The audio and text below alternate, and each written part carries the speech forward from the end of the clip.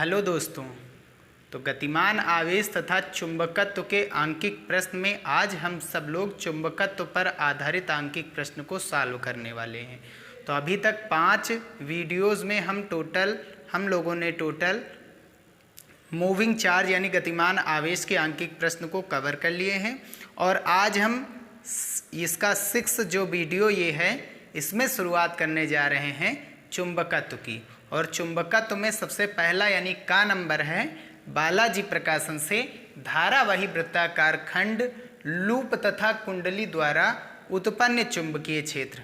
तो इसके total 2 cases हैं। सबसे पहला, जब कुंडली के केंद्र पर चुंबकीय क्षेत्र उत्पन्न हो, वृत्ताकार की बात हो रही है, वृत्ताकार खंड हो सकता है, लूप हो सकता है, कुंडली हो सकती है। तो अगर वृत्ताकार खंड या कह सकते हैं कि लूप या कुंडली उसके केंद्र पर चुंबकीय क्षेत्र कह रहा है। वृत्ताकार हम लोग जानते हैं, जैसे ये छल्ला है वृत्ताकार है जिसकी त्रिज्या r है और धारा कितनी प्रवाहित हो रही I, तो वो होता है μ0/2 × Ni/r होता है। ठीक है। और अगर इसके अक्ष पर की बात करेंगे तो लूप जब ऐसे था तो केंद्र था, लूप को ऐसे रख दिया गया तो लूप के केंद्र से होकर जाने वाली रेखा ये लूप की अक्ष कहलाती है, वृत्ताकार लूप की अक्ष। μ0/2 × Ni/r² + x² की होल पावर 3/2, ये 2 फार्मूले यूज होने वाले हैं। अभी हम केवल और केवल लूप और कुंडली की बात करेंगे, अभी हम खंड की बात नहीं करने वाले हैं। तो अभी हम खंड की बात नहीं करने वाले हैं, इसके लिए हम अलग से वीडियो बनाएंगे। और क्योंकि इस बालाजी प्रकाशन में ये लूप या खंड के टोटल दिए नहीं गए, जो भी दिए गए हैं क्वेश्चन वो पूरे के पूरे हमारे एग्जाम्पल में दिए गए हैं, तो इनको हम अलग से कराएंगे। टोटल जितने के जितने होंगे सभी के सभी एक ही वीडियो में टोटल कंप्लीट कराएंगे कि धारावाही वृत्ताकार खंड के कारण उत्पन्न चुंबकीय क्षेत्र। ठीक है। तो ये 2 फार्मूले यूज होंगे। केंद्र पर कह रहा तो ये रखेंगे, अक्ष पर कह रहा तो ये रखेंगे। μ0 का मान कितना होता है? μ0 का मान याद रखिए 4π × 10⁻⁻7 Nm/A² होता है। ठीक है। n क्या है? फेरों की संख्या, कितनी बार तार को घुमाया गया है। I क्या है? I है कुंडली में प्रवाहित धारा। R क्या है? R यहाँ पर है त्रिज्या। इस वाले में त्रिज्या कौन है? कैपिटल R ली गई थी और केंद्र से बिंदु की दूरी जहाँ पर हमको चुंबकीय क्षेत्र निकालना है अक्ष पर, वो x हमने लिया है। ठीक है। तो क्वेश्चन में आएगा तो वहाँ पर हम कंप्लीट करेंगे। तो देखते हैं सबसे पहला क्वेश्चन जो इसका है, कह रहा है 10 सेमी त्रिज्या के एक वृत्ताकार लूप में 5 एम्पीयर की धारा बह रही है। लूप के केंद्र पर उत्पन्न चुंबकीय क्षेत्र की गणना कीजिए। 2012 में ये क्वेश्चन पूछा भी गया है। तो हमें त्रिज्या दी गई है 10 सेंटीमीटर और धारा दी गई 5 एम्पीयर। सेंटीमीटर को जब हम मीटर में चेंज करेंगे तो कितना आ जाएगा? 10 × 10⁻2 मीटर, है ना। सेंटीमीटर को मीटर में चेंज करने के लिए 10⁻2 से गुणा कराते हैं। अब केंद्र पर चुंबकीय क्षेत्र का फार्मूला क्या होता है? μ0/2 × I/r। फेरों की संख्या जब दिया जाएगा तब हम रखेंगे n, जब दिया नहीं जाएगा तो हम यही नॉर्मल फार्मूला रखेंगे। ठीक है। तो μ0 का मान कितना होता है? 4π × 10⁻⁻7 और अपान में 2π, 2 है, पाई नहीं है, ये μ0 का मान लिखा है। ये कहते हैं चुंबकशीलता। और इंटू I का मान कितना है? 5। R का मान कितना है? 10 × 10⁻2। 5 × 5, 5 दूनी 10, 2 दूनी 4 से 4 कट जाएगा और केंद्र पर चुंबकीय क्षेत्र कितना बच जाएगा? पाई का मान 3.14 होता है।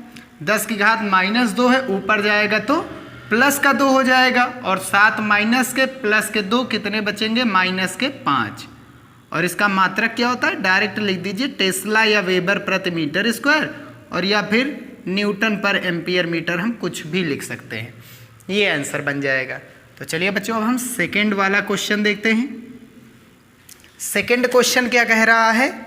60 मीटर लंबे तार से एक 16 सेमी व्यास की समतल कुंडली बनाई गई है। यदि कुंडली में 5 एम्पीयर की धारा प्रवाहित हो तो इसके केंद्र पर चुंबकीय क्षेत्र कितना होगा।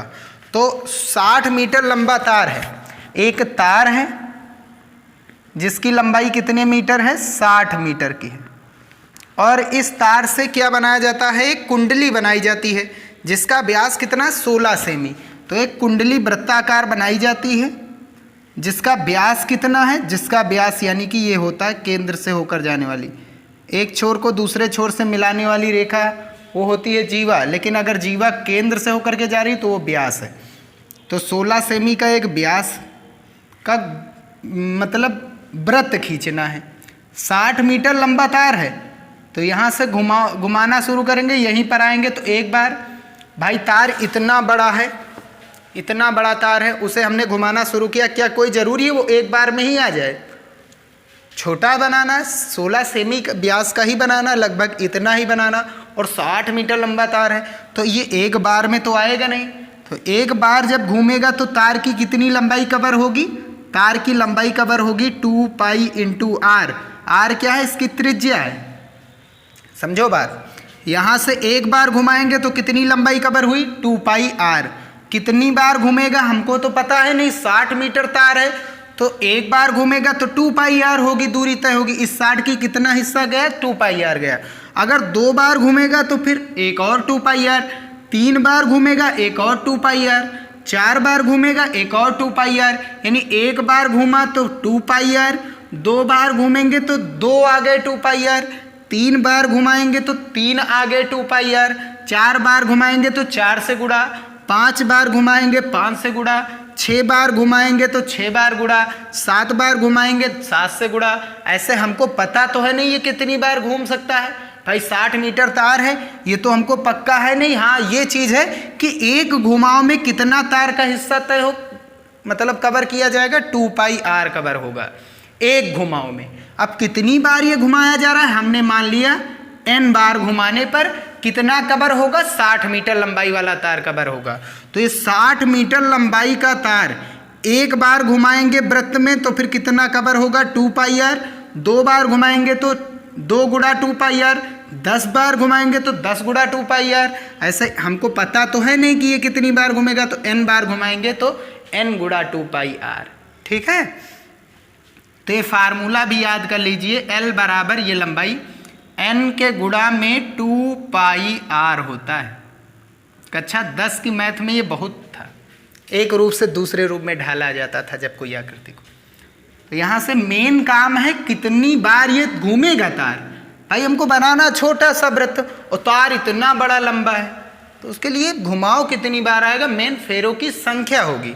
तो फेरों की संख्या हम निकालने जाएंगे, n बराबर तो 60 के बटे में कितना हो जाएगा, 2 पाई इंटू आर। ये बन गया हमारा फेरों की संख्या। अब त्रिज्या व्यास हमें दिया गया है, व्यास यानी d बराबर कितना दिया गया, 16 सेमी। त्रिज्या क्या होता है, व्यास का आधा, तो 16 का आधा 8 सेंटीमीटर है। सेंटीमीटर को मीटर में बदलेंगे 10 की घात -2 से गुणा।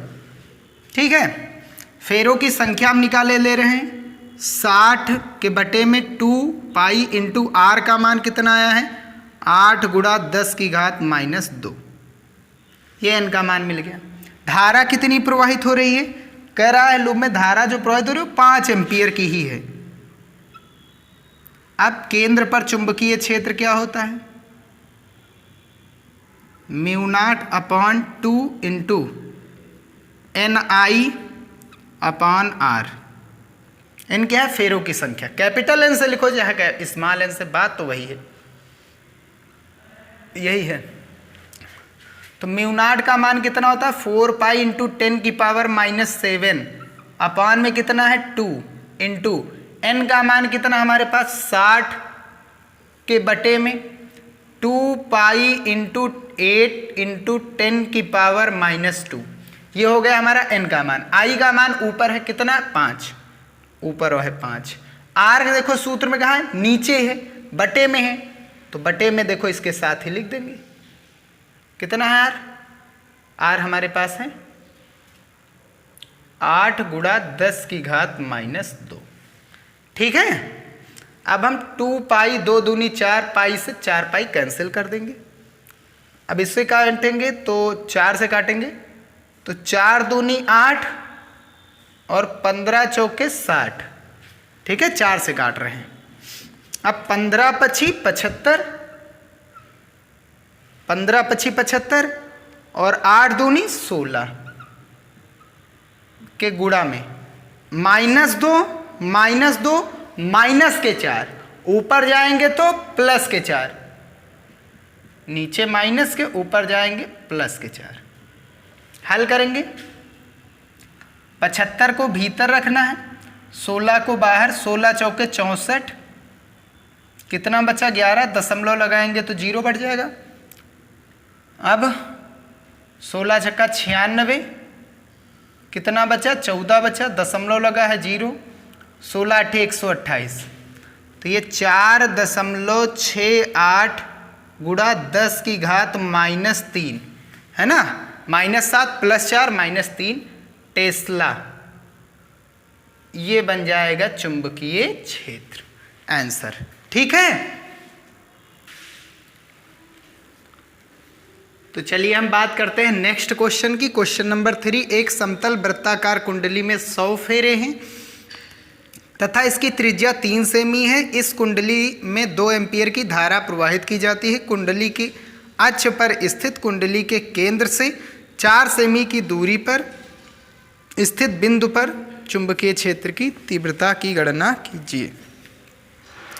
तो एक कोई समतल वृत्ताकार कुंडली, समतल मतलब तल समान है, और जिसकी त्रिज्या दी गई है, कितनी दी गई है त्रिज्या, कैपिटल R हम मान रहे हैं क्योंकि हम बात कर रहे हैं इसके अक्ष पर। ठीक है, अक्ष पर चुंबकीय क्षेत्र हमको चाहिए बच्चा, तो अक्ष पर चाहिए तो इसके लिए हमको ये दूरी चाहिए x, कितनी दूरी पर, अक्ष पर कितनी दूरी पर कह रहा है 4 सेंटीमीटर दूरी पर। जो कुंडली है उसकी त्रिज्या कितनी है 3 सेमी। कितना फेरे हैं कुंडली में, तार के फेरे 100 है। धारा कितनी है 2 एम्पीयर की है, ये x है।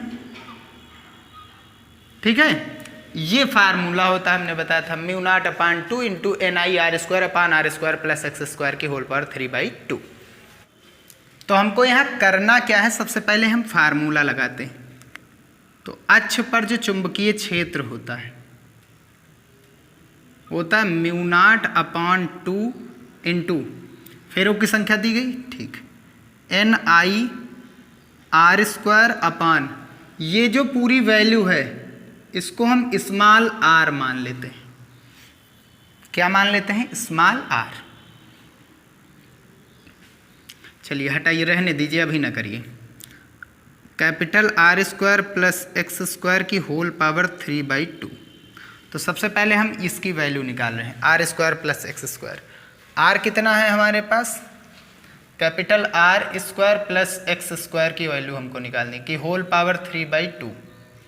कैपिटल R कितना 3 का स्क्वायर प्लस x कितना है 4 का स्क्वायर की होल पावर 3/2। 3 3 की 9, 4 चौक 16, 16 9 25 की होल पावर 3/2। यानी 25 का मतलब क्या होता है 5, और घात का घात से क्या होता है गुणा, 5 का स्क्वायर होता है ना। तो ये कितना आ गया 5 की घात 5 की होल घात 3। 5 किस में आया है, ये सेंटीमीटर। भाई जब R और X सेंटीमीटर में तो ये भी सेंटीमीटर में होगा, और सेंटीमीटर को जब हम मीटर में बदलते हैं तो 10 की घात -2 से गुणा, और होल पावर कितनी है 3। ये मान हो गया। सेंटीमीटर को मीटर में बदलेंगे तो 3 × 10 की घात -2 मीटर होता है।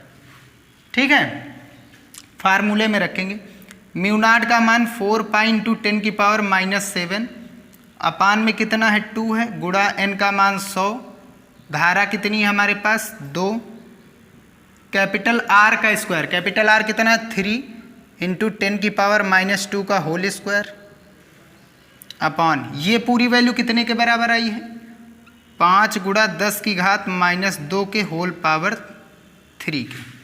यही तो पूरा हल किया गया था, यही मान उठा करके यहाँ से पूरा हल किया गया, इतना ही तो आया, रख दिया गया। 2 से 2 हम काट देंगे, 4 पाई का मान 3.14 ×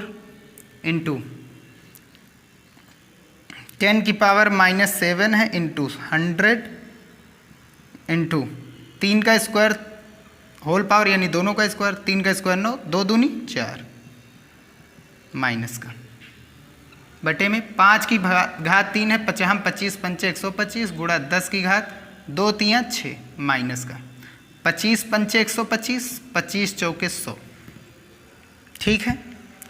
4 चौक 16, 16 चौको 64 के 4 बचा 6, 16 एकन 16 और 6 22 के 2 बचा 2, 16 3 48 और 2 50, 2 अंक आगे दशमलव थे, दशमलव गुणा कितना है अभी 9 है,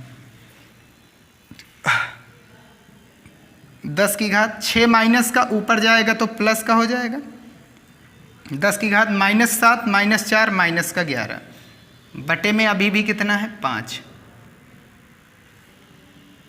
आगे 9 का गुणा 9 चौक 36 के 6 और ये 5 इधर लिख दो, ठीक है। 9 चौक 36 के 6 बचा कितना 3, 9 दूनी 18 3 21 के 1 बचा 2, 9 जीरियम 0 2 बच गया था वो 2 लिख देंगे, 9 पछे 45, कितने अंक आगे दशमलव थे 2 अंक आगे दशमलव थे, अरे 2 अंक आगे दशमलव थे। अभी भी कितने से भाग कराना है 5 से, 5 से भाग कराना, दशमलव 2 अंक आगे थे वो पता है हमको, 2 अंक आगे दशमलव है, 5 से भाग कराएंगे 5 9 45, 2 छोटा है 0 उतारेंगे भाई, 2 छोटा 5 9 45 पूरा खत्म ये। अब 2 है, 2 छोटा है 5 से, 0 बढ़ाएंगे तो एक और संख्या लेंगे 21, 5 चौक 20 कितना बचा 1, 1 6 के आगे लगेगा 5 3 15 कितना बचा 1 दशमलव लगा ही देंगे 0 बढ़ जाएगा और 5 दूनी 10, कितने अंक आगे दशमलव थे 2 अंक आगे दशमलव थे, दशमलव लगाएंगे तब 0 बढ़ाएंगे, आप 5 दूनी 10 भाई 1 बचा था, 5 3 15 15 1 16 1 बचा, दशमलव लगाएंगे 0 बढ़ा 5 दूनी 10। अब दशमलव यहाँ पर देखो कितने अंक आगे था 2 अंक, तो 2 अंक आगे ले जाएंगे तो ये टोटल कितना आ गया 2 अंक आगे खिसकाएंगे तो ये 90.43, 2 गुणा 10 की घात माइनस का 5 बचेगा, दशमलव को 1 अंक आगे बढ़ाएं, आगे बढ़ेंगे प्लस, पीछे आएंगे तो माइनस, b का मान कितना हो जाएगा 9.04 लगभग गुणा 10 की घात, कितना आगे बढ़े 1 प्लस का 5 माइनस के कितने बचे 4। चुंबकीय क्षेत्र का मतलब टेस्ला या वेबर प्रति मीटर स्क्वायर कुछ भी आप लिख सकते हैं, ये आंसर बन जाएगा। समझ में आ रही बात ना, ठीक है। आगे का क्वेश्चन देखते हैं, क्वेश्चन नंबर 4 है, कह रहा है कि 1 गुणे 10 की घात -10 मीटर त्रिज्या के एक वृत्ताकार मार्ग पर एक अल्फा कण 2 गुणे 10 की घात 6 मीटर पर सेकंड की एक समान चाल से चक्कर लगा रहा है, वृत्ताकार मार्ग के केंद्र पर उत्पन्न चुंबकीय क्षेत्र की गणना कीजिए। तो एक वृत्ताकार पथ है, मार्ग है जिसकी त्रिज्या ये केंद्र है और इसकी त्रिज्या हमने क्या मान ली है r, ठीक है। इस वृत्ताकार मार्ग पर एक कोई अल्फा कण है, अल्फा कण है जो कितने वेग से गति कर रहा है v वेग से। भाई एक चक्कर घूम करके आएगा, कितना समय लेगा, वृत्ताकार पथ पर एक चक्कर में लगा समय जो होता है वो आवर्तकाल होता है, t होता है, हम लोगों ने जाना था ये भी पिछले ही पार्ट का है ये, ठीक है।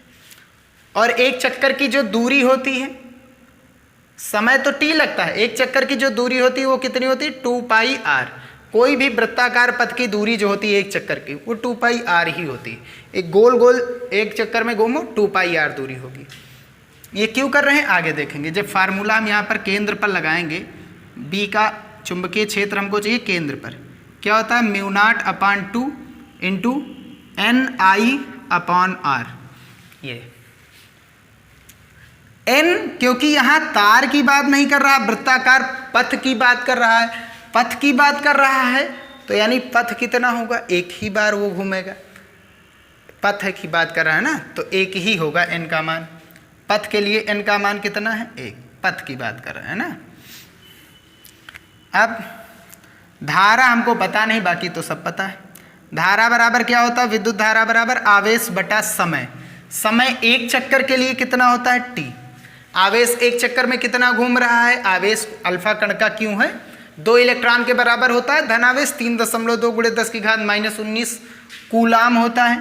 त्रिज्या कितनी है 10⁻−10 मीटर। वेग 2 × 10⁻−6 2 × 10⁻6 मीटर पर सेकंड। केंद्र पर चुंबकीय क्षेत्र। तो एक चक्कर में समय कितना लगा t। एक चक्कर में जो आवेश घूम रहा है उसकी मात्रा कितनी है q। और t बराबर क्या होता है, याद रखिए समय बराबर क्या होता है, समय बराबर दूरी बटा चाल। समय बराबर दूरी बटा चाल। दूरी एक चक्कर की, जैसे एक चक्कर का टाइम t है वैसे एक चक्कर की दूरी कितनी होती है 2πr होती है, परिधि के बराबर। ये परिमाप इसकी परिधि होती है 2πr। चाल कितनी चाल है आवेश की v है। ये हो गया t का मान। उठा करके यहाँ पर रखेंगे q के बटे में 2πr के बटे में v। v कहाँ चला जाएगा ऊपर। धारा का मान हमको मिल जाएगा q × v अपॉन 2πr। उठा करके यहाँ पर रख देंगे। म्यू0 का मान रखेंगे 4π×10⁻⁷ अपान 2 × I। धारा कितनी आई q × v अपान में 2πr और बटे का ये r। 2 दूनी 4, 2 दूनी 4π से 4π कैंसिल। अब वैल्यू रखेंगे 10⁻⁷ गुणा आवेश कितना भैया 3.2 × 10⁻−19। वेग कितना 2 × 10⁻6 बटा r 10⁻−10 गुणा अगला वाला r 10⁻−10। अब -10 -10 माइनस का 20 ऊपर जाएगा तो प्लस का 20 और 20 और प्लस के 6 कितना हो गया 20 और 6 26 10 में 26 प्लस के और 19 और 7 26 माइनस के और 32 दूना कितना होता है 64 होता है। एक अंक आगे दशमलव था दशमलव b बराबर कितना 26 प्लस का 26 माइनस का कुछ नहीं बचा 6.4 टेस्ला हो जाएगा चुंबकीय क्षेत्र, है ना। ये था इसका आंसर। और बस यहीं पर हम वीडियो को समाप्त करते हैं। नेक्स्ट वीडियो में हम आगे के क्वेश्चंस को भी सॉल्व करेंगे। वीडियो पसंद आया तो उसे लाइक कीजिए, चैनल में नए आए हो तो उसे सब्सक्राइब जरूर कीजिएगा। मिलते हैं नेक्स्ट वीडियो में।